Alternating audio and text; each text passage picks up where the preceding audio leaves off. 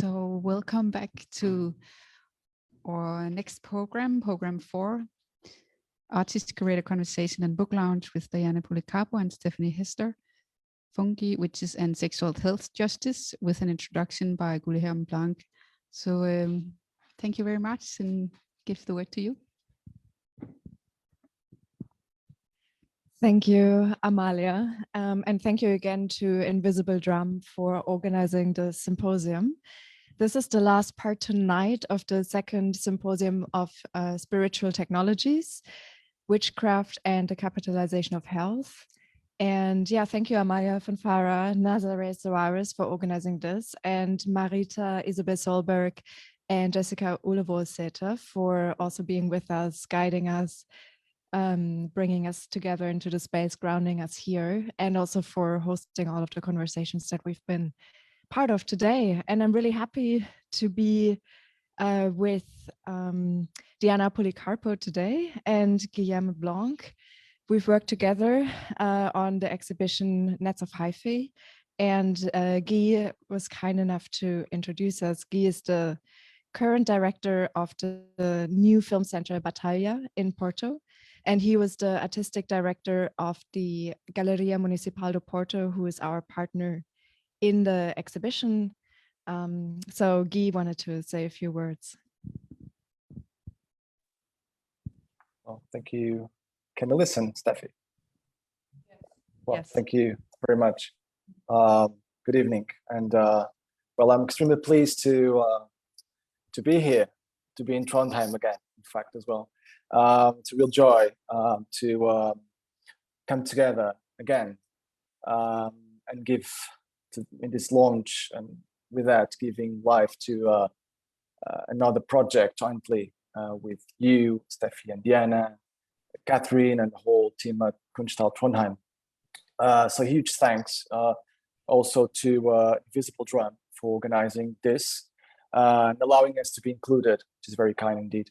I would like to say very little. In fact, today is all about Diana's work and your work, Steffi, and even more about your dialogue together. But still, I'd like to say a few things, things that in fact were never perhaps decently shared over the past months, at least not in public. Bearing in mind that Nets of Hyphae, the exhibition, was not just interrupted as many other projects. It was an exhibition that saw the community side of it removed, stolen from it, from its whole development process, I would say. And with this, I felt that kind of a feeling, almost an anxiety arises that the things that were left out were the things that weren't said over this period, the things that weren't expressed. So filling this gap feels very, very nice today. I don't think I've ever shared with Diana, I'd like to do it today, what deeply enchanted me in her work, which eventually led us to program it and commission it at Galeria Municipal in Porto. This is something I didn't feel perhaps comfortable, maybe confident enough to express in my introduction to her book either. I guess I feel differently now in using this conversational space to do it, this moment for that specific purpose. So I drafted a few words and I'd like to read them to you, if that's okay.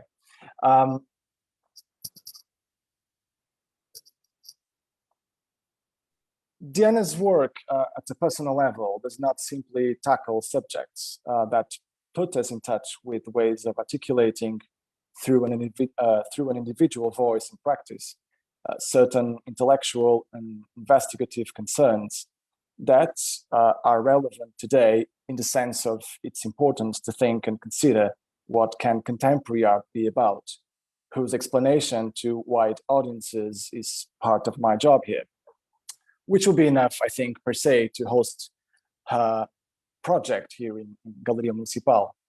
Instead, Diana's work takes me to a pastime and a memory zone that is warm and very dear to me. It allowed me, since the very contact I had with it, to recover, to revisit interests that I remember my mother to have. I used to make fun of her for that. I used to see her bringing home books by certain feminists that were Jung followers and who studied female myths. I used to see her reading about power conventions and subaltern dynamics, which women could surpass through certain ontologies, sometimes connected to nature or spiritual endeavors. She wasn't reading Spivak or Anat Singh, who we may read and quote here and there, but rather things that I used to label as New Agey. And they were New Agey, I think. And I would make fun of her because of that. I cannot avoid feeling warmly embarrassed with the fact that I'm now recovering those books whose dust I had to clean when they were left on their own. I'm sure she's amused with it now. So Diana's work bridged me both at a critical and at an effective level as well, with memories and concerns that have been informing some of the work I do, some of the work I like to do. I like to see the process that led to the exhibition, to this book we are presenting today, both as a victim and a beneficiary of the isolation we live in. Due to that production premise, Diana saw herself forced to reflectively consider her context instead of heading to China, where she and we had planned to develop her project, after India, where she focused for her exhibition Death Grip. I stressed this aspect on my brief foreword to the book as a factor which contributed to a more complex relation of her research of Diana, of her research concerns with cultural differences. I think these differences affect us globally as species. States are not the same, genders are not the same, and species are not the same from one culture to another. All economies and ecologies vary, and domination systems are embedded in this variation. The fact that Diana worked in Portugal and Galicia for this project put that on stake more vividly and more roundly. The way women are part of this equation also varies from production system to another, and the way technology responds and is used both as control and liberation mechanism in capitalist networks is part of Diana's postulates to think on women's conditions. I think these concerns gained interesting layers in Nets of Hyphae, paradoxically, perhaps, given that it was developed in her own cultural context this time. I was thinking that Rita Sturl, whose practice, although in parallel lines, has been resonating with these questions of technology, subalternity, and capital production over time, and who I did not mention in my brief text for the book, had an important role in all this. She's someone whose practice illustrates well James C. Scott's idea that even-handed species history would give the state a far more modest role than it is normally accorded, which I quoted in my brief text for the book. The real fact is that, being even bolder, I would say that if it wasn't Hito, we wouldn't be here today, although the reason is less intellectual and more pragmatic. I met Steffi for the first time in a Hito exhibition in London a few years ago through a common friend. It was dark. I could barely see her between augmented plants. Plants and non-human organisms were destined, therefore, to bring us together again. The journey that Kunsthall Trondheim and Galeria Municipal de Porto crossed together was full of warmth, respect, and in a term Diana pursues, as per Anat Singh's influence, responsibility towards all possible environments and agencies implicated in the process. So thank you very much again. And now we'll leave you both to your conversation and to witchery.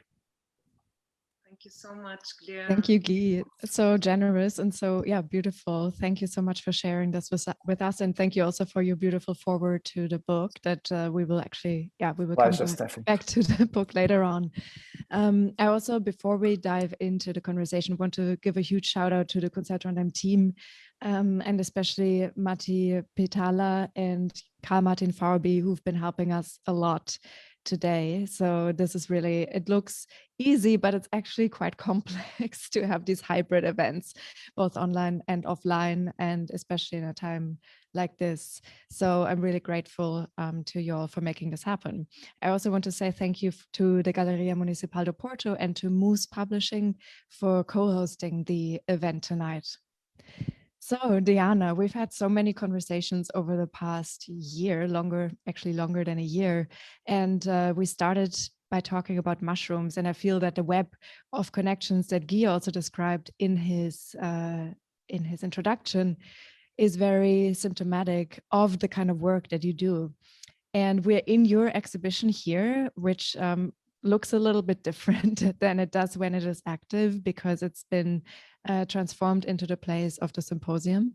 So I want to ask you, from the work that you've already done and that is currently being shown here and in Porto, what do you think will be the next steps? Let's start at the end. Let's see what the next steps might be. And if you think, I'm wondering if you think that whether this kind of research and the work with the ergot and other mushrooms will continue also in the future. Hello, everyone. Well, I want to thank everyone for doing this event, and I'm beyond words after Guy's introduction. Thank you so much. Also, Steffi and both teams and Invisible Drum.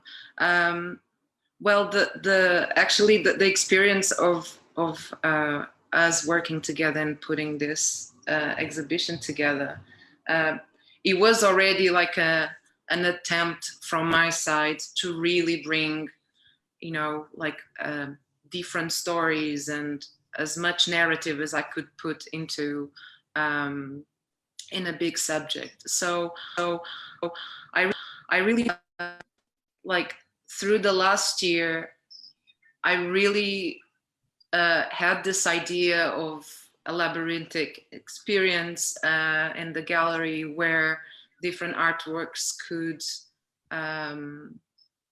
have an active role in the bigger installation. And through the time I was making each artwork, I was really thinking, as a one universe, a very specific universe for each video, for, where the script was kind of like connecting between the scripts, connecting between them, the sounds, the drawings, and suddenly to create different universe for each video and still connecting them together, that took me to many other ideas. So I feel like I have a feeling that I know where I want to go next, which is still when you are like resonating with the work that you make, and being like an exhibition that it's still on, is giving me more time now to have enough distance to really understand, and go back to all my sketchbooks, all the writing I was doing, all the sort of like very isolated archival building I was making. So visiting these documents and these materials now is sort of like starting to give me a more clear idea of what I want to do next, but especially because due to the pandemic, every single move I planned was having to be, adapted to circumstances. And from that, like, I mean, like all the people I was meeting online, all the traveling that I was planning to do, all the conversations I wanted to have in person, or even like field work. This is something like completely out of like control and of all our lives. So this really gave me a completely different experience. And I feel, for example, since field work and field recordings is part of like something I really like to do. And for each project, I really build like this big archive of imagery and sounds and writing. And I feel that is very much what fulfills each artwork and each move to go on with ideas. But something that I felt it was very difficult to grasp and kind of difficult to also like visit was the fact that I got in touch with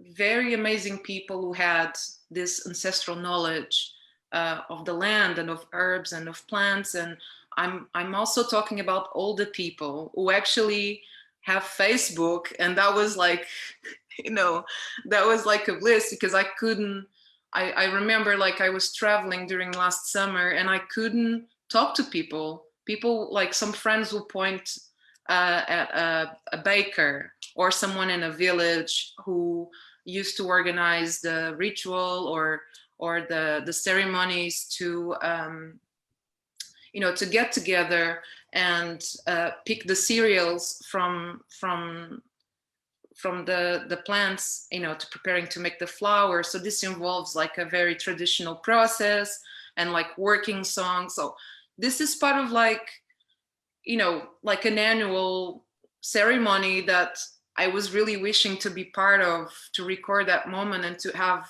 you know, the opportunity of a firsthand report. But this ended up being like just very adaptable to all the limits we had. So I think in terms of like thinking something coming next, if possible, that will be definitely part of something I would like to realize, which is having this encounter and talking to people and to exchange experiences and knowledge.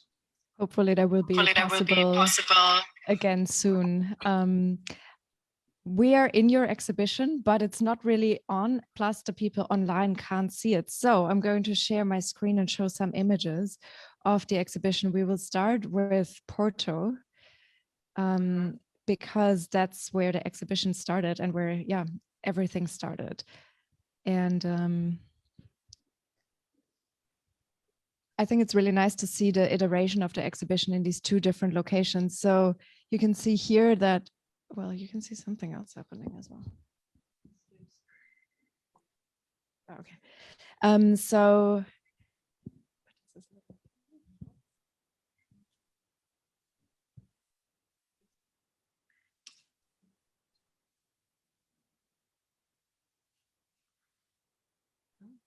okay, no. Okay, so the two spaces are very different, and we really started working from the architecture of the space, no? And I should say that originally we had talked about a completely different mushroom that was at the core of your research, the cordyceps mushroom, which is found in China and which your previous work has really focused on, like you were alluding to right now. And you were really interested in the supply chains that are at stake and in action with this kind of mushroom, how it is being harvested, the way that it is being sold, the medicinal properties, and also the precarity of those who are involved in picking this mushroom, and also its synthesization and the way that this value is sort of being reproduced artificially. And then we ended up working on the Claviceps purpurea, or ergot, that we've been talking about today a lot.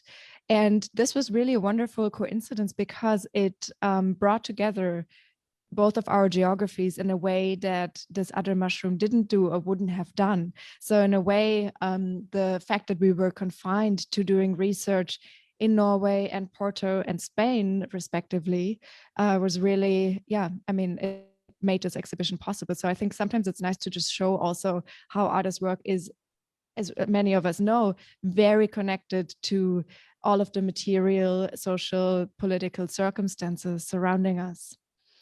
And so maybe to just tell the story a little bit, you worked with a lot of archival research together with the Museu da Arte Antiga, the Museum of Antique Art in Lisbon, who, as we heard today from Torbjörn Alm, house, or we heard not about the museum, but we heard about the role of the Hieronymus Bosch paintings and ergot in those paintings. So Torbjörn was actually talking about art history, which was really beautiful. He's a historian who has looked a lot into the witch trials and and the role of ergot. And then the museum happened to house the Temptation of St. Anthony, one of the most famous Hieronymus Bosch paintings from the early 1500s, where ergot plays such a key role. And so that sort of led you also to look more, I think, into these archives. And then you started looking more into practitioners at the moment who are working on ergot. Now you were working with the laboratory in Lisbon, who granted us archival images for the book, which we will get back to later. And you worked with Paula Pinn, who is a trans feminist biohacker, who has been working very much on self-determination, questions of, sexual health justice for women, but also for non-binary people, trans people. And so we've talked a lot about women's health, but also this aspect became really, really key, both the way that, okay, plants affect bodies. Bodies are never just pure, but they are always hybrids, living together with bacteria, living together with viruses, and so on. But also how to get away from this idea of essentialism, both in bodies and in what medicine is, right? And the kind of things that we learn work as medicines. And so I'm just going through images here. This is the animation that you made of the Hieronymus Bosch triptych, where you really emphasize and tell a very particular story about the role of the mushroom in the Middle Ages and in the Renaissance and the way that it figured in this particular work. So I was wondering if you could tell us more about that particular narrative, because there's a text accompanying that video. For some of you who have seen it, you may know. And if you haven't seen the work yet, you're very welcome to come back on Sunday to see the exhibition when it's fully active. But yeah, the text that you wrote together with, or including fragments of other texts, is very psychedelic, telling a psychedelic sort of history, but also through the video, through the animation, you highlight particular parts of the painting and tell your own speculative story. So I was wondering if you could talk a bit about that particular narrative and also the role of speculation in your work in relation to historical research. Yeah. Well, first of all, this is a painting, I have to say, that I grew up with. I'm from Lisbon, where this museum is based, and actually, like, having that sort of like regression and imagining how I was looking into this painting as a child, for example, like, it's quite like, it's making me think about how I see it through the years, because I mean, it is very difficult to interpret it in one very quick resume, because there's so many people doing like interesting researches on this triptych, but because also like trying to find out more about Hieronymus Bosch's role during this time as an artist, sort of like responding to what was going on in society during that time, not only politically, but also the advance of, like alchemy and, the sort of like the rise, like, like Julia talked so well today about this history of the pharmacon and how the symbology is applied in very tiny details along this triptych. So I feel like what I felt I could do in terms of like responding to how I see this painting, more than just following the viewer's eye and ears, through the different moments they are depicted in this painting. I really I was really intrigued by something that we also talked today. Actually, I think Julia mentioned that today, which was to find what kind of healing was being done in terms of curing the ergotism, and analyzing this painting really took me to very interesting details that was somehow helping me to unbox and to find out a bit more about which mysteries are sort of like present and what kind of stories exist in the three panels. So in a very sort of like quick way, these 3 panels actually correspond to 3 different phases of St. Anthony's life. And obviously there's a lot of temptations that appear here surrounding him and tempting him. You know, you have the sort of like apparition of the nude woman or the good looking woman. There's always women sort of like appearing in paintings of St. Anthony, you know, and the monsters. So this idea of psychedelia and permanent hallucination, after I read like several texts about this painting as well, it was really, you know, sort of like trying to imagine if Bosch himself was hallucinating by the time that he was sort of, you know, working on this painting. I was very interested also in that figure that you can see on the left panel, which is like this sort of like 2 legs and the back sort of showing like an entrance door. That was also a Bordeaux, you know, sort of like, so this connection with sex and hallucination and, you know, the mandrake fruit and all this sort of like the lights and the symbols that appear actually in several paintings from Bosch. It was something that made me sort of like start thinking about, you know, a possible connection of these stories into my own way of like working with all these characters. So for example, you know, we see the mandrake fruit being very much represented in this painting. And until very recently, it was kind of read as a strawberry, for example. So the mandrake root and the fruit, I learned that it was part of like a cure for the ergotism along with the plantain wine and also like all sorts of like herbs like yarrow, the wild radish or the sorrel, the dock. So like talking with herbalists and with historians, I also did find a bit more about this difficulty to find the cure, but especially because it was mainly local healers and at some point the clergy also like applying this cures to the afflicted people. I was really interested to sort of like combine this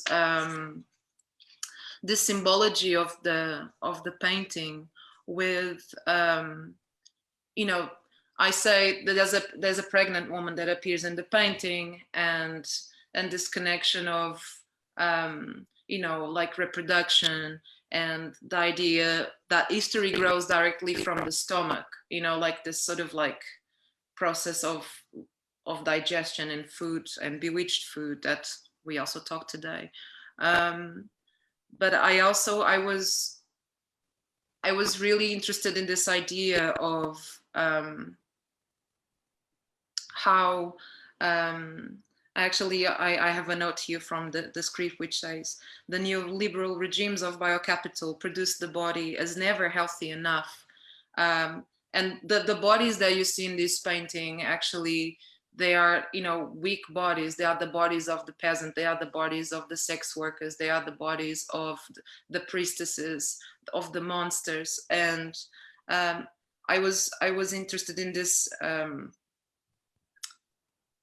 relation of, you know, neoliberal regimes want to say that, and to keep your body in a debilitated state, right? Or this idea of like knowing exactly what one's body capacity is imagined to be. And obviously this is connected to all the other bodies that are sort of like given attention and in the different artworks. So it's difficult actually, to... Maybe we can talk about the drawings in this context as well. Well, we have them here in the space with us, but to also show them on the screen, there are these different body parts or hybrids of body parts, possibly mushrooms, hyphae, possibly also gynecological tools. that emerged. So you really, I think this is very symptomatic of your research and the way that you work, that you actually bring together all of these different aspects in one particular body of work. And so the exhibition, to my mind, can't really be conceived as separate pieces, but it's really one. I'm just going to go to the exhibition here. So here we see again, so this is the Oracle, perhaps the most sort of documentary piece, where you bring together the history, you show the different names of ergot, you show the way that it reproduces, and you also show part of the medical history. And you just mentioned this quote about neoliberal regimes and the way that bodies are never healthy or never good enough. So I was wondering, in this particular piece, there's also a reference to the way that especially racialized bodies have also been subjected to the regimes of Western medicine, very often for, to extract knowledge without their consent. So I was wondering if you could say a bit about that particular part in this video. Yeah, sure. So so basically the sort of last chapter of this video is precisely about, like J. Marion Sims being like known, like this figure of he's a doctor who became very known as the father of gynecology. And I don't know if some of you know, but his statue actually was taken over from Central Park in New York, precisely because people wanted to make visible all the sort of horrors behind his practice, like in obstetrics and gynecology, because also like he was responsible and founder of the first women's hospital, specialized in obstetrics, and obviously not only to cure a problem, a disease that was like happening to a lot of people with uterus, but especially in like plantations during like colonialism. So Sims performed, if you probably you also heard the name because he created the speculum. It's an object that is used in gynecology for observation, etc. And actually, since I'm talking about that, the speculum was made inspired in a spoon, like in a folded spoon. So imagine how ergonomic that is for a woman, for a person with uterus body. But I was really shocked by the way he did, he conducted so many experiences in Black women's bodies in the late 18th century, actually 19th century, this time with Sims, and especially with the problem that was affecting a lot of people, which was the vaginal fistula, and that really provoked a lot of pain. And when Sims was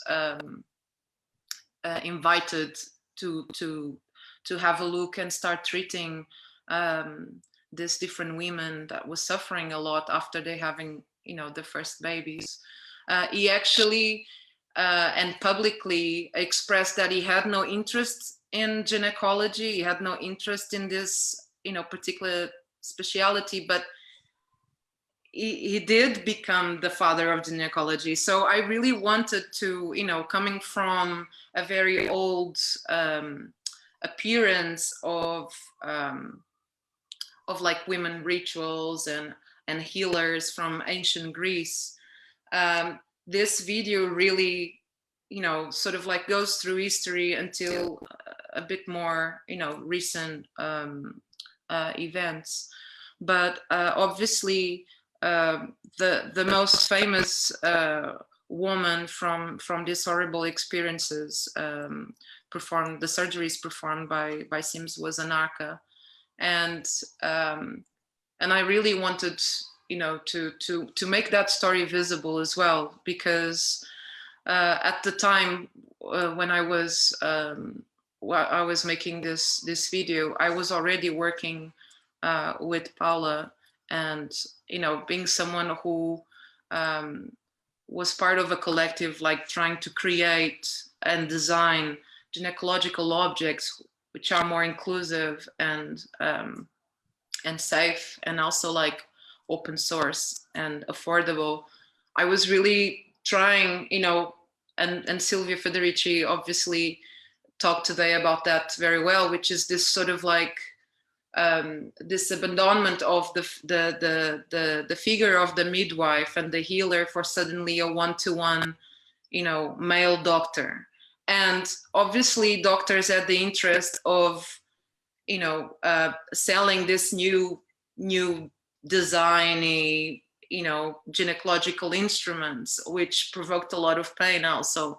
So I wanted to show that difference, as well as how science, how pharmacy, how gynecology was also like following this events. Yeah, the next photos here are of Paula Pin's lab. This is why the video is called Cyanovan. So she conducts all of her experiments and so on in this van. So you were actually able to visit her in Galicia during the pandemic to film. And so it was fantastic to see this and to actually see how such a practice can look today, you know. And then we have here an animation where the sort of fungus is growing and you can see the spores spreading, and it's a digital animation. So it's also taking the physical body into this other world and maybe imagining a way that it can live differently. I'm going through these images because I want to get to the book, which we're presenting today. Here's again the triptych from your exhibition in Trondheim. Photographs of the drawings.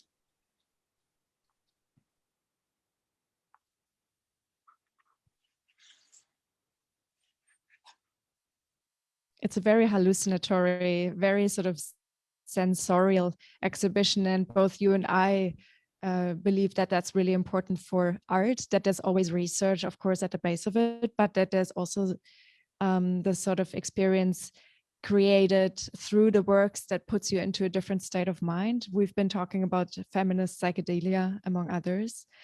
And I want to go to the book because we will soon see the mushroom spores from the lab photos. And maybe we can talk a bit more about the sound work then too. But yeah, the book, I have images here, and we also have the physical copies here. So you're very welcome to have a look and pick one up upstairs. They're for sale tonight. They're 190 krona. And the design was made by João Machado, who did an amazing job. And I'm going to show you here the images so it's a bit better to see. There's a little sticker on the front that was made with a drawing by you, Diana. We show some, you know, these hands that are a symbol for ergotism as well, because of the gangrene, loss of, you know, hands and feet that it can cause. These documentation photos are by Bruno Lopez. We just received them. Yeah, and the contributors are Emmy Bieber, Guilherme Blanc, Rune Blixhagen, myself, Margarita Mendes, and Katrine Elise Pedersen, who is curator and producer here at the Kunsthall. And inside the book, we start actually with these microscopic scans of the fungus structure. So you work together with the laboratory who provided you with these scans, and then together with the composer and sound engineer, Edward Simpson, you made a sound work with 16 channels that is usually audible here, where you sonify the structure of this mushroom and create a soundscape that puts you into the body of the mushroom. Do you want to talk a bit more about the sound work? Yeah. So actually, these pictures are quite important in this process. I'm glad you're showing them now, because during like last year, I was driving through some plantations, and I picked some samples to provide to both pharmacy and science universities in Lisbon and Porto, just to be sure, that at least I could get, some scientists working on that. But fortunately both did. And these images were actually took from Instituto Técnico de Lisboa, and Dr. Isabel was very kind, because she also, since I couldn't visit, the lab in person, we did these sessions via Zoom of allowing me to actually see the footage from the electronic microscope. And I could hear sometimes, I don't know if she was aware, but I could hear sometimes just commenting on what she was looking at. And that was interesting for me, because at some point she was just saying, oh, this is really, I never saw anything like this. I don't know what this is, but this looks like this and that. And obviously I was just looking into these tunnels of like exploding, like micro landscape suddenly becoming like this space. And apparently, and this is really interesting, you have a hybrid parasite that clearly, contaminates different kinds of bodies. And just looking at how the fungus looks like microscopically was really interesting. So the drawing somehow started like having, and the digital animation as well, started having a lot of like inspiration from these sessions, because I was actually watching the video of the microscope, was not just like a photographic process. And what I found also very interesting was this idea of symbiosis, right? So you have, these interactions that happen in the plant body, in the fungal body, in the human body, and some of them actually are very, very similar, surprisingly. So I started making these compositions and the drawings very much having like this inspiration. And working with Ed, it was just a great, another great experience, because we've been collaborated for a while now.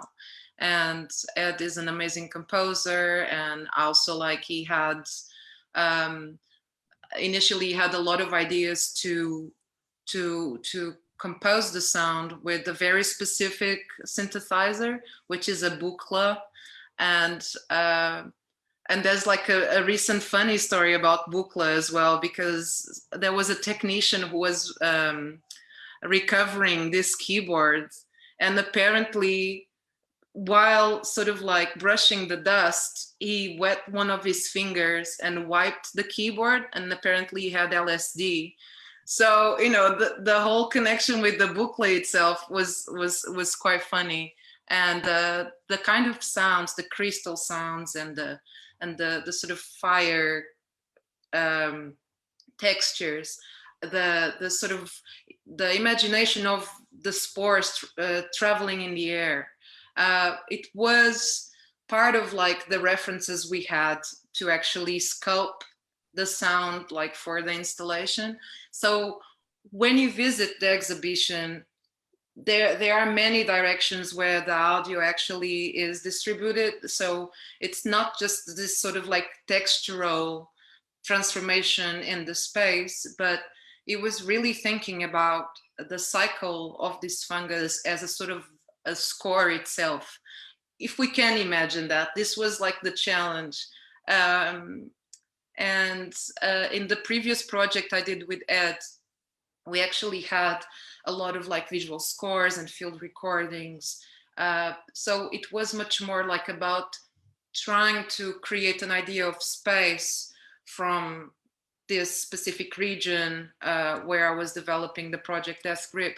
But we introduced the bass into sculptures. So we didn't do anything like that in this exhibition, but I really feel the way the sound was traveling through all these videos, and with the transparency of the drawing, somehow you could be involved in it, you know, as part of a big composition. So that was like that's why we started the book with it as well, to really, you know, plunge you into the mushroom body.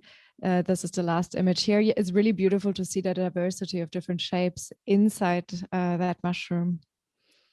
And just to give you a brief glimpse of some of the text, actually, I called my text "In the Fungus Body" because for me, it was like when you were telling me about this mushroom for the first time, I felt like all of these tingly sensations, and I was both incredibly intrigued by it, but also in shock.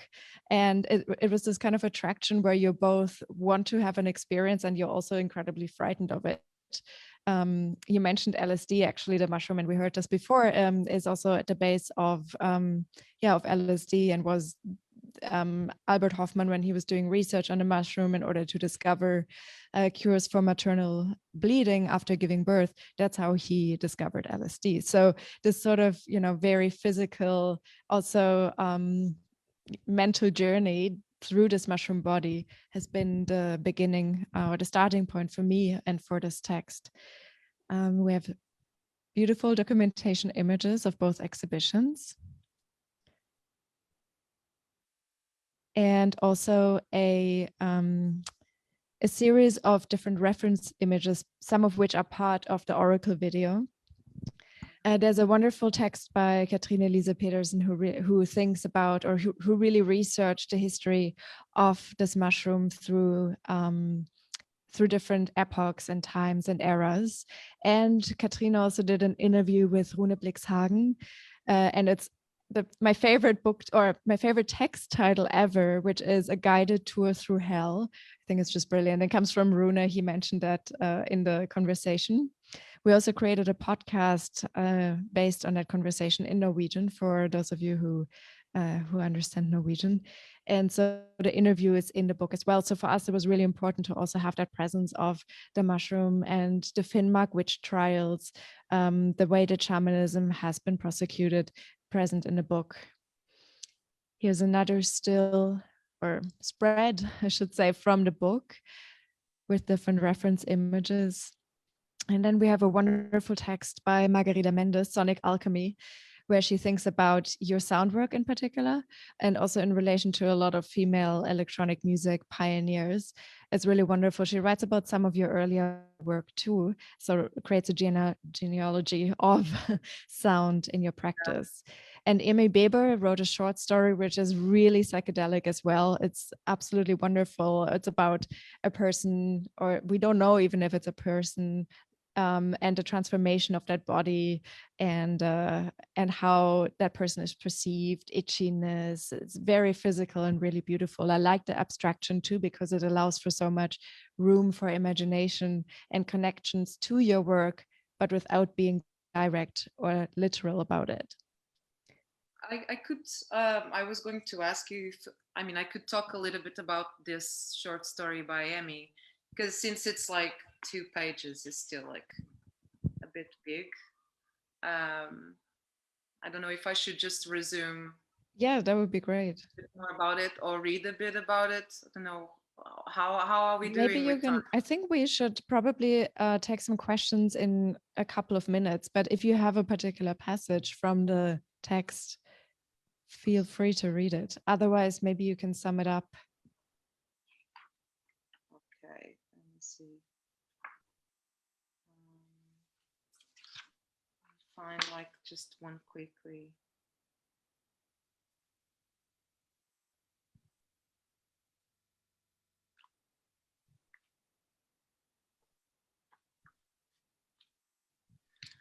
When they were kids, Frances and Rosie had played at being seen and unseen relentlessly.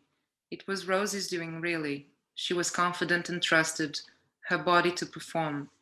They didn't know how you become unseen, but Rosie had spent half a day making papers to mimic a seen contract. Their parents had their own framed and hung in the hallway and matched together. Their fathers dated 5 years after their mothers, so she had something to build upon. Frances regularly played the unseen. She liked how she could rest behind her eyes, sit back from their present and observe. Rosie quickly learned that to be unseen meant that you were talked through instead of to, and at first, Frances enjoyed this. Imagine herself sinking into the walls or the grass in their garden. She only panicked when she couldn't work out whether it would hurt to be walked upon. At points like this, Frances would want to stop the game, but Rosie could be cruel and seemed to grow with the power that acting as being seen gave her. She would continue the game long after they returned indoors, until she was scolded by their parents. The unseen were a threat, a danger, and not to be acknowledged. Like the woman with the anemic eyelids who lived over the road, or the old man who'd lived 3 streets down, but no one really knew if he was there anymore. His house was still kept as he had been, the garden immaculate, but people thought that maybe his brother, mourning him, kept his house together. Frances had watched his fate happen through a child's eyes, had watched as his walk went from present, but reserved to present, but disordered, how he moved as if split as the seams, and how his body seemed to spill out of them. The house lay quite quiet after the boy had left, and Rosie had retreated to their bedroom, and their parents had wooed themselves around one another on the sofa, taking space from their world, swallowed whole by the TV. Rosie would sign her papers in 2 weeks. They discussed it at dessert, as the boy spooned his trifle into his mouth in tidy portions, and Rosie's eyes seemed to salivate like a dog's. Their parents had brought out the forms to show Rosie what needed to be done, the options she had, another pamphlet on how it would all take place and how long it would take to settle it in her scene. Well, I wanted to explain a bit what this story is about because Emmy tried to create a world that was on the cusp of familiar, whilst on the cusp of the psychedelic. So there is a sense of like, there's a provocation, having the sense of contamination in reproduction and the female body. Which is not limited to a gendered body though. It is a contamination that consumes the undergrowth and how fungi ecosystems can stretch for miles. So there's really an exploration of the seen characters and the unseen. A body that becomes abnormal or taboo and choose an alternative way of life. And this comes really, I think, also having like an influence from Bosch painting, the body horror, the sort of contamination of undergrowth bodies, you know, of children and desire. So he's really put like in this sister characters and what happens to their bodies. Yeah, it's beautiful.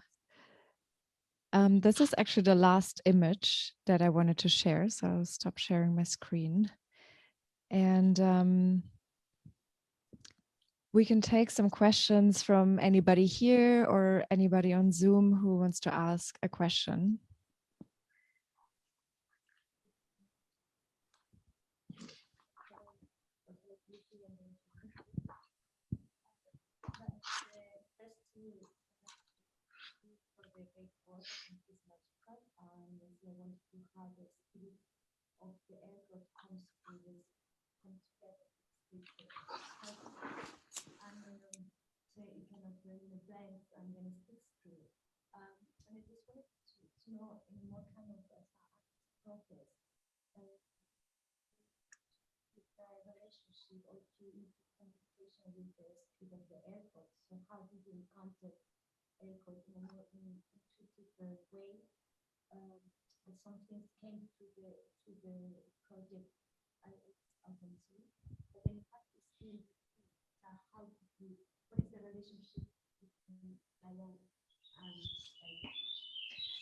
I will try to repeat the question. So Nazare said congratulations on the project, and she's wondering about your, Diana, your particular relation to the mushroom, to ergot, and whether there was something that was channeled through the spirit of the mushroom into the project itself.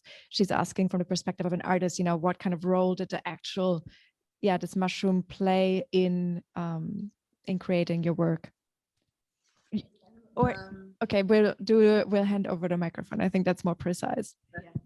I think I got it, but go ahead. Yeah, sorry, yeah, because in your work, the spirit of the project and the spirit of ergot kind of come together, and then you can see this blend magically, and that I think is something very remarkable.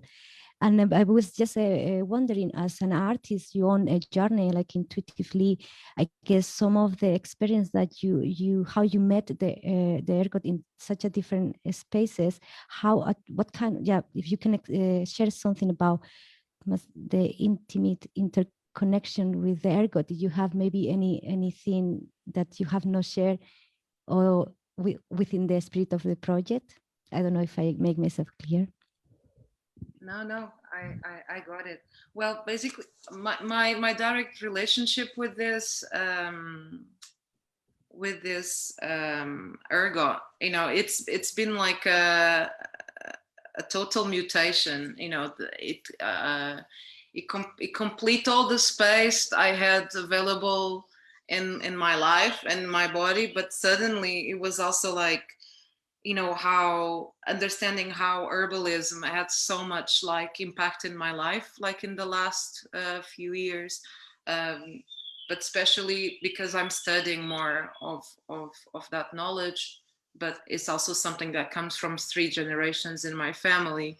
So I think I was really interested in exploring, like how acid looks like, how did acid affect communalism, how people lived under the effect of these substances, almost without knowing, how was this normalized in the sort of like permanent contaminated living experience. But I was also wanting to dig a bit more into this, intersecting contemporary notions of patriarchy. How are we all affected by that? And especially how ergot was so much connected with peasants and with class struggle, with riots, with women protests. And obviously that is part of, some of my interests, but sort of like bringing these stories as part also of intersectional feminism is what I'm looking for, like the sharing experiences. And like we were talking about, like exchanging this knowledge, exchanging the recipes, exchanging the potions, and getting together to do things was something I believe like also ergot had this capacity to really narrate how women's and people with uterus social lives was structured, like how these encounters were so important, and how people really got together to help each other through struggle and horror. And and obviously last year I did feel myself like thinking, well, I feel very lonely because I can't be with my communities. I can't get together with people to do what I like to do, which is pretty much what we're doing today. Is like exchanging impressions and ideas and ways of looking and listening and amplifying each other. So I think ergot in a way, like it was just like a sort of like a big character, and analyzing the cycle of this fungus and looking at so many connections it has with the human body, but also like how fungal bodies also are the same as us, So I was really, personally, I really wanted to be able to share this with you in terms of like weaving these stories in a rhizomatic way, and to understanding, the same way like the previous big character I had, which was also a fungi, which is a kind of a twin of the claviceps purpurea, which is the cordyceps. It's something that I started looking like in every shop. There's so many products like in health shops that contain substances and parts of like cordyceps. So I ended up going to Nepal and India to, see where the harvest happen and how the workers' living conditions and the economy in that place really worked with, with the extraction of this natural resource. And with the ergot, what I felt, it was also like a dear subject to me, because I could go to places in Portugal since I came back to live in Lisbon again, and since the exhibition is in Porto, exploring this area of the north of Portugal, while also like driving to Galiza to film with Paula and make these experiences in the lab. Working with Steffi and knowing more about the context in Norway, suddenly it was not just about like Portugal and just the Europe context. We are talking about like a species that entered in so many people's lives, that actually had like such a strong trade economic impact in my country. So exploring that and talking to leeches and talking to agricultures, like having this connection with people also here in Portugal was, the strongest, connection I could have, also emotionally with this subject. That's really very palpable in the exhibition, I think, your personal connection to it. Any other questions or comments?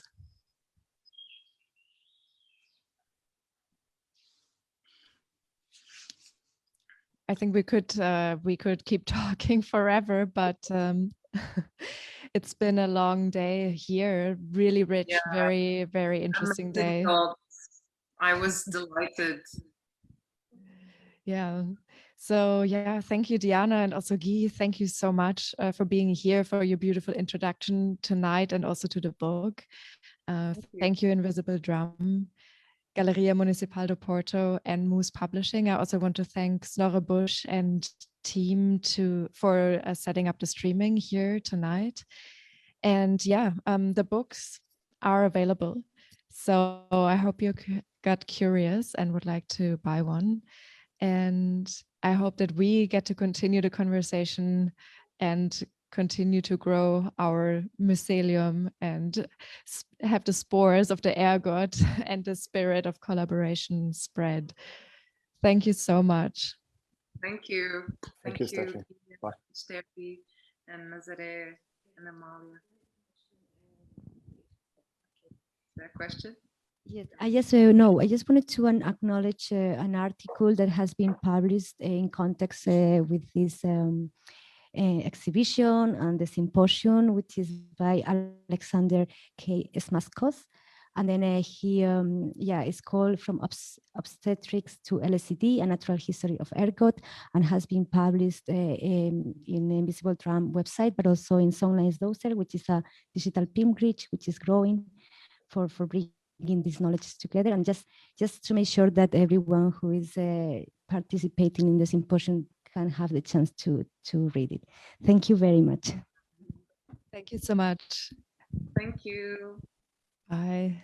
Great to talk to you. Bye-bye.